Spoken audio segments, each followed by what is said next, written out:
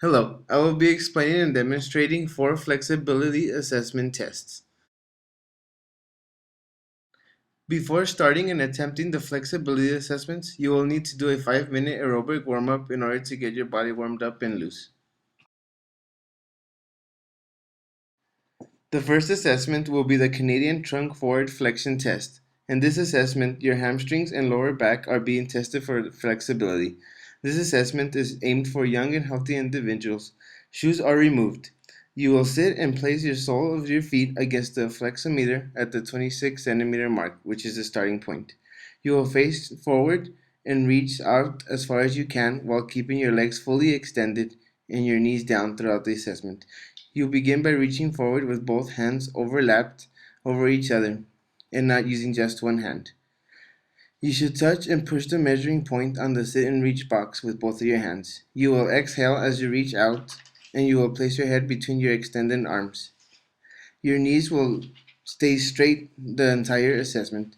You will hold your furthest position point for 2 seconds and this will be your score. You will repeat your assessment 2 times and take the best of 2 scores. Your score will be the best of 2 attempts measured in centimeters. My best score was 33 centimeters. The values in this table are based on a starting point set at 26 centimeters, and the starting point of our used sit-in reach box was set at 23 centimeters, so I subtract 3 centimeters from all values on table. My age is 21, so I go to the range of 20 to 29 years under male, and I am shown under the very good category. Next is the YMCA sit and reach test, which is used to assess your hamstring and lower back flexibility. It is intended for young and healthy individuals. For this assessment, you place a yardstick on the floor with a piece of tape across the 15-inch mark.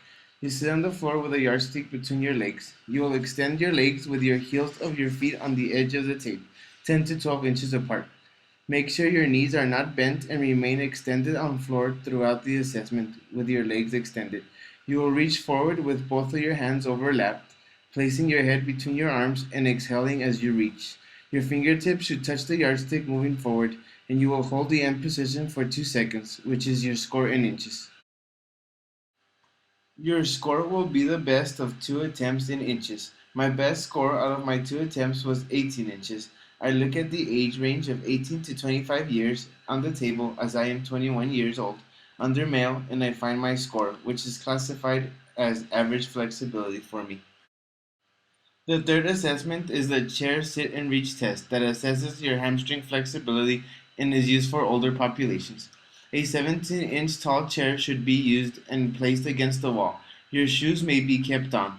You will sit on the front edge of the chair and you will have your leg not being tested flat on the floor, and you will extend your leg being tested out in front of you and your heel on the floor and your ankle dorsiflexed at 90 degrees. A second person will hold a ruler at your toe, parallel to the extended leg. You will slowly bend and reach forward with your back straight, head in normal alignment, and your hands on top of each other. Attempt to reach your toes and exhale as you reach, and hold your end position for 2 seconds, and your score is measured with the ruler in inches. Make sure to test both left and right legs. Your score is measured in inches. If you reach short of your toes between your fingertips and big toe, it is recorded as a negative score. If you reach out to just your toes, it is scored as 0. And if you reach beyond your toes, it is scored as a positive score.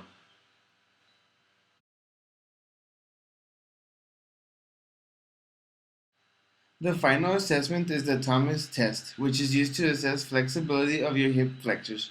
This test requires help from a second person to assist. You will lie supine on your back and bring one leg up to your chest with your hands. The other leg flat on the floor will be tested for its hip flexor flexibility. If your leg remains touching flat on the mat, your hip flexors of that leg are scored as flexible. If your tested leg lifts off the floor, your hip flexors of that leg are scored as inflexible. You will test both left and right legs. As shown here, neither of my legs kept in contact with the mat while I brought up the opposite leg to my chest. This is an indication that neither of my hip flexors in both my left and right legs were flexible. My score is that my hip flexors are inflexible.